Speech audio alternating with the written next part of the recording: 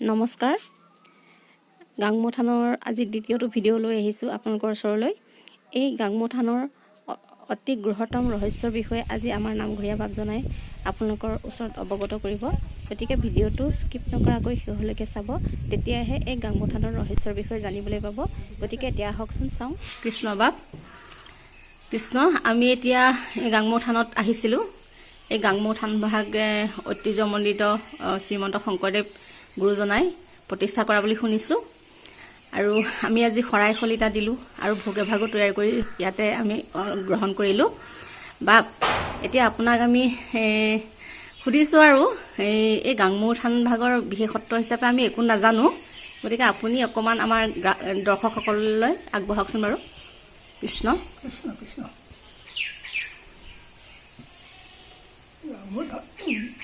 গুৰুজনা বোলে আমিও শুনাহে বাৰু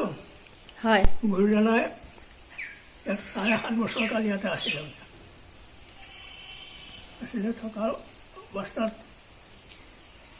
ইয়াত থকা অৱস্থাত জগন্নাথৰ বা জগদীশ মিশ্ৰৰ চাগে নাম শুনিছে হয় জগদীশ মিশ্ৰই ভাগৱত লৈ গুৰুজনাৰ ওচৰলৈ ইয়ালৈকে আহিছিলে হয় আহি ইয়াতে তেখেতে 7 দিন 7 ৰাতি সংস্কৃত ভাগৱত অসমীয়ালৈ অনুবাদ কৰিছিলে গুৰুজনাৰ ওচৰত এনেকৈ তেখেতে থাকি শেষত তেখেতে পুনৰ আকৌ ভাগৱত অনুবাদ কৰাৰ পিছত হয় আকৌ যাবলৈ ওলাইছিলে তেখেতে জগদীশ মিশ্ৰ হয় তেতিয়া গুৰুজনাই ক'লে তুমি এতিয়া বৃদ্ধ অৱস্থাত আকৌ যাবগৈ নালাগে মোৰ লগতে থাকা তেতিয়া তেখেতে কৈছিলে যে মই আপোনাৰ লগত থাকিবলৈ পালেতো ভাল কথা কিন্তু জগন্নাথ মহাপ্ৰভু দক্ষিণা এটা কৰিব থাকিলে হয় সেইকাৰণে মই যাব লাগে এতিয়া গুৰুজনাই ক'লে তুমি দক্ষিণাটো ইয়াত কৰিলেও হ'ব তেতিয়া ক'লে কেনেকৈ কি কৰিব লাগিব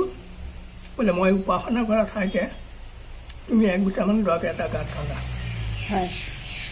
তাৰপৰা তেখেতে গুৰু আদেশতে গাঁত এটা খান্দিলে আনি বৰগছৰ পাত 7টা আনিবলৈ ক'লে বৰগছৰ পাত 7টা আনি সপ্তাহ বৈকুণ্ঠৰ স্থাপন কৰিলে কৰি তেখেতে দক্ষিণা হিচাপে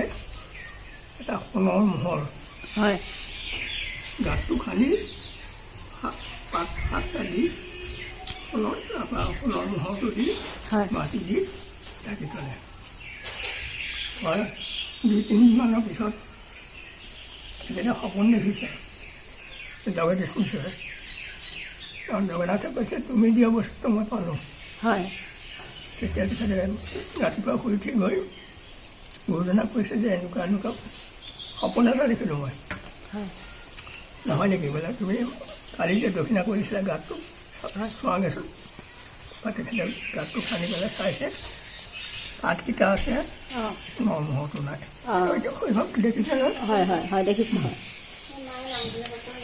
গতিকে তেখেতে তেনেকৈ ইয়াতে গুৰুজনাৰ লগতে থাকি মেলি তেখেতে ইয়াতে স্বৰ্গীয় হৈছে তাৰমানে গুৰুজনাৰ এই ঠাইতে হয় ইয়াৰ তাৰ আগত দখলৰ ৰাজ্য আছিল বুলি শুনিছোঁ তাৰমানে হয় হয় হয় এতিয়া এই গাংমৌ থানৰ মানে মেইন এই বৈশিষ্ট্য ভাগ এইভাগেই ইমানেই আৰু আমাৰ যিসকল আমাৰ যাত্ৰীসকল আহে ইয়াত সেৱা অৰিহণা আগবঢ়াবলৈ তেওঁলোকে মনত যিকোনো এটা মানে উদ্দেশ্য লৈ আহে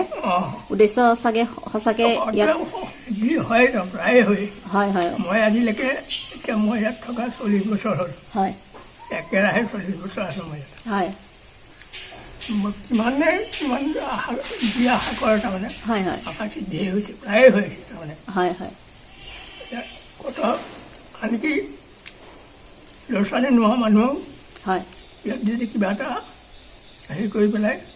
মনৰ বাঞ্ছা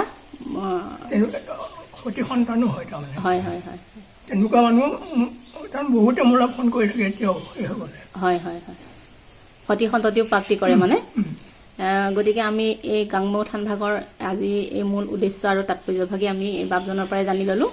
গতিকে বাপজন আপোনাক আমি আমাৰ ফালৰ পৰা সেৱা জনাইছোঁ আৰু আপোনাৰ দীৰ্ঘায়ু কামনা কৰি এই নামঘৰ ভাগ আপুনি সুচাৰুৰূপে পালন কৰিবলৈ আপোনাক ঈশ্বৰে শক্তি দিয়ক তাৰে কামনা কৰিলোঁ কৃষ্ণ বাপ কৃষ্ণ কৃষ্ণ নামঘৰীয়া বাপে দেখুৱাই দিয়া গৃহভাগ এই গৃহভাগ সংৰক্ষণ কৰি ৰাখিছে ইয়াতে সপ্ত বৈকুণ্ঠৰ প্ৰতিষ্ঠা কৰিছিল বৰগছৰ পাত আৰু সোণৰ মোহৰ দি ইয়াৰ এই গৃহভাগৰ ভিতৰতে এটা সুৰংগ আছে সুৰংগটো ব্ৰহ্মপুত্ৰলৈকে লিংক আছে বুলি শুনিছোঁ বন্ধু বান্ধৱীসকল আজি এই গাংমৌ থানৰ ৰহস্যৰ বিষয়ে নামঘৰীয়া বাপজনাই আমাক শুনালে আৰু আমিও শুনি অতি সুখী হ'লোঁ যদি আপোনালোকৰ এই ভিডিঅ'টো চাই ভাল লাগিলে এটা লাইক কমেণ্ট শ্বেয়াৰ আৰু ছাবস্ক্ৰাইব কৰিব এতিয়ালৈ আহিছোঁ ধন্যবাদ